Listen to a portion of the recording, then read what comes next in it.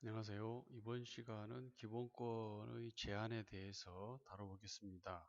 음, 이번 시간에 제시되는 기본권 제한은 개념은 매우 쉽지만 구체적인 사례와 연관되는 문제가 많이 출제되어는 어려운 단원입니다. 기본적인 개념을 충실하게 잘 이해해 주시기 바랍니다. 여러분은 이번 시간을 통해서 기본권 제한의 요건과 기본권 제한의 한계를 알 수 있게 됩니다. 핵심적인 용어는 기본권의 제한을 기억해 주셔야 되고요. 국가안전보장, 질서유지, 공공복리는 꼭 암기해 주셔야 됩니다. 그리고 기본권 제한의 한계로서 언급되는 기본권의 본질적인 내용은 무엇인가에 대한 고민을 해보는 시간을 갖기 바랍니다.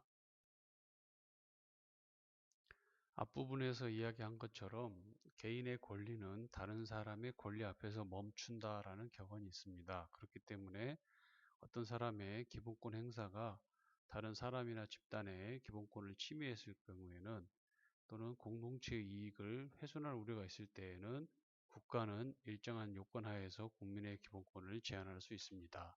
교과서 40페이지에 보시면 기본권 제한의 요건과 한계가 헌법 조문이 나와 있습니다. 여러분에게 오래전 숙제로 내줬던 헌법을 자필로 써보는 내용 숙제를 기억해 주시기 바랍니다.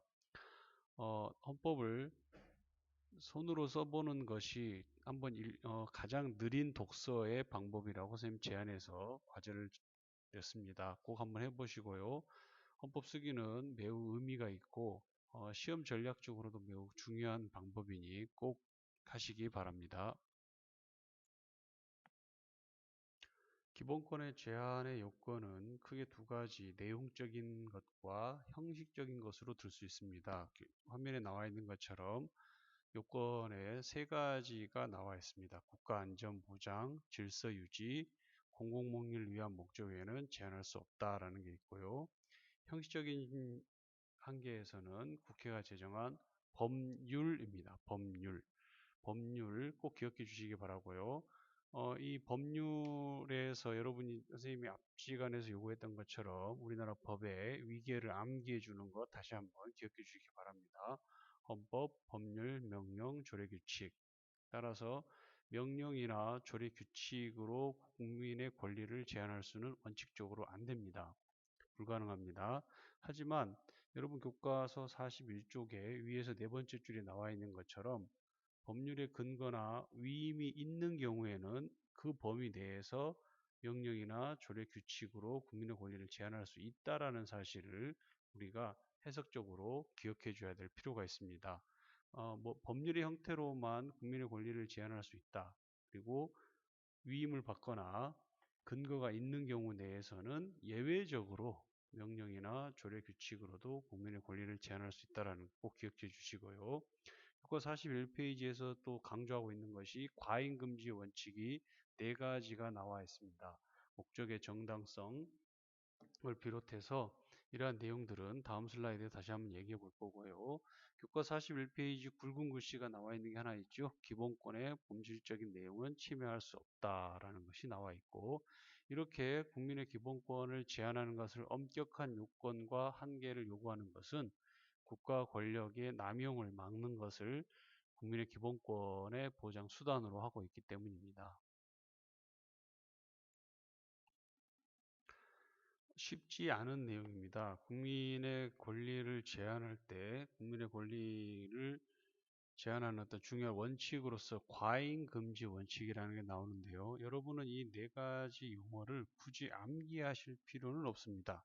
하지만 주어진 사례에서 이 네 가지 중에서 어떤 것들은 언급되고 어떤 것들은 언급되지 않았는지 일반적인 사례에서는 이 네 가지가 다 언급되는 것이 일반적인 사례입니다. 밑에 나와 있는 교과서 밑에 나와 있는 탐구 활동에도 보면은 이 네 가지 요소가 다 충족되었기 때문에 과잉금지 원칙에 관한 이야기가 나옵니다. 제일 첫 번째, 목적의 정당성, 국민의 기본권을 제한하려는 입법 목적의 정당성이 있어야 된다. 그 다음에 두 번째, 균형성입니다.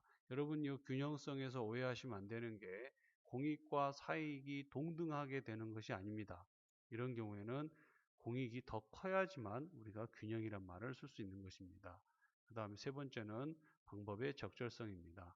방법이 효과적이고 적절해야 한다는 것이 있고요. 마지막으로 국민의 기본권을 제한할 때는 가능하면 최소한으로 해야 된다라는 것이 과잉금지 원칙 네 가지입니다.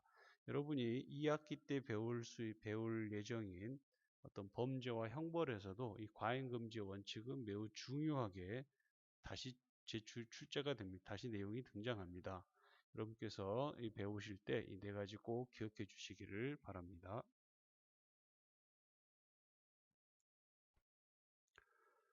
기본권의 내용적 한계는 국가안전보장, 질서유지, 공공문의를 들 수 있습니다. 국가안전보장이라는 것은 어떤 북한과 대치 상황에서 우리나라 국가의 안전을 보장하기 위해서 여러 가지 형태로 국민의 기본권을 제한하고 있습니다. 두 번째, 질서유지라는 것은 교과서 40페이지와 41페이지에 걸쳐 나와 있는 것처럼 어떤 도로교통법이 대표적인 바로 질서유지를 위한 국민의 기본권 제한 형태를 볼 수 있고요. 마지막으로 공공문의는 어떤 그린벨트 개발 제한 구역에서 우리가 공공의 이익을 위해서 개인의 재산권의 일정 형태로 제한되는 모습이 나옵니다.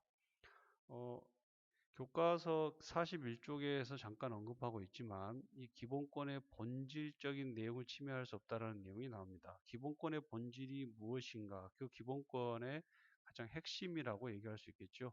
예를 들어서 우리가 공공복리를 위해서 개발 제한 구역 그린벨트 내에서 일정한 재산권을 제한할 수 있겠지만은 아예 그 재산권 행사를 근본적으로 막을 수는 없습니다. 예를 들어서 그린벨트 내에 있는 토지에 대해서는 매매라든지 임대 등을 제한적으로 허용하고 있기 때문에 기본권의 본질적인 내용인 사용하거나 수익하거나 처분하는 것을 아예 못하게 하지는 않고 있습니다.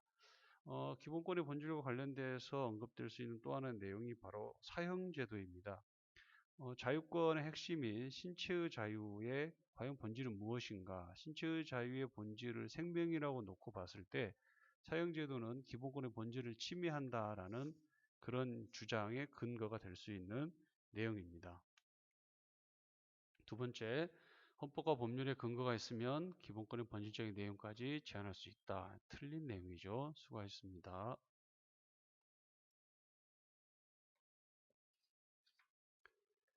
교과서 43페이지에 나와 있는 중단원 마무리와 다음 페이지에 나와 있는 내용들에 대해서 간단하게 마무리를 짓겠습니다.